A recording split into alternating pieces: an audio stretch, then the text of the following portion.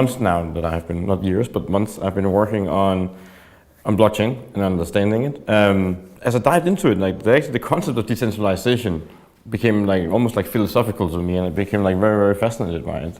And it actually became incredibly easy to come up with things where I think that this would benefit the greater community, and there would, you know, always be some kind of like reward back to the people who make something happen. It was some of the easiest product design I've ever done. I also think it's some of the best, but it's honestly, from a mechanical perspective, it's the easiest system design I think I've ever done. Look, that was really one of the major takeaways from yesterday was the alliance between Kinguin and efforts with the minister to really innovate with blockchain. When I started learning about blockchain, the first time I came across it was a few years ago. I was in London, and a group of promoters, music promoters, came to me and said, wouldn't it be great if a musician could take its music directly to the consumers that consume their music? And wouldn't it be great if we could do that using the blockchain? That was the first discussion I had. And then from there, I traveled on to Malta, where a lot of the internet gaming takes place. And they said, wouldn't it be great if we could use blockchain and its decentralized approach to have a better sense of accounting as between the online casino and the player. And so the way I learned about it was really through a multitude of use cases. Obviously, there's a clear use case for the type of ecosystem that Kinguin is part of. I think, you know, look, people are resistant to change, but what we know about change is it's inevitable. It's constant. And blockchain really changes fundamentally the way we transact.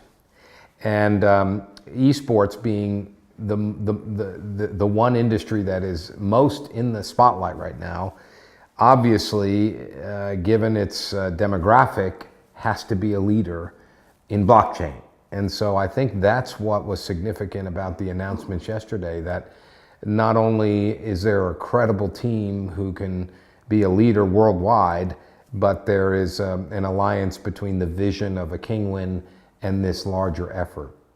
In a way, gaming is actually coming home. So competitive gaming and microtransactions and gaming were invented in all the same moment in time when Atari installed the first version of Pong, you know, at a bar. It had the competitive element, it had the microtransactions, it cost a quarter. So it's basically not, gaming hasn't evolved much since then. What has changed is that back then, when I was a kid and I walked into the arcade hall every single day, whatever was on the high score on the machine was law. There was no way that anyone back then could have figured out how to hack into a computer and change that. There was 100% security and trust in the fact that whatever was on that screen, that's how it was. I don't think I've had that feeling about certain things in gaming since then. And now we can fix it. I think what you're articulating, and I notice you have a big smile on your face when you're doing it, because it really brings it home what you're doing every day to contribute to this industry. But I approach it from a slightly different perspective, but I get to the same conclusion. The world I come from originally is not competitive gaming or video gaming or recreational video gaming like you're describing, arcade gaming, but I come from the world of gambling. And I've traveled the world. I've worked in every casino setting you can imagine, and there's a certain universality to gambling. And what is it? Part of it is that adrenaline you get when you risk something to get something, potentially a big reward. But the other is a notion of competition.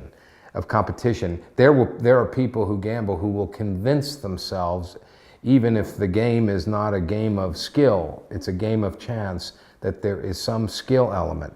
Now with esports and with the video gaming that we're talking about, there's clearly high level of skill involved, but it is this mentality of competition. And that's when I started to see the convergence of my world with what's happening in esports and in the larger video gaming culture, I saw, well, maybe this is the solution that we've been looking for, which is how do we energize this environment?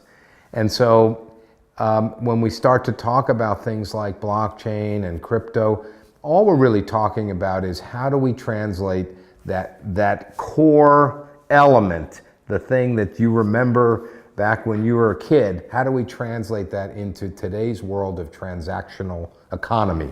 That's all. And so, yes, there's a lot of new terminology and there's a lot of details, but at the heart of it, all we're trying to do is transact the way people are accustomed to. Yes. That's it. Yeah, we have the same body language experience and trust as, you know, this, right? Yeah. Absolutely.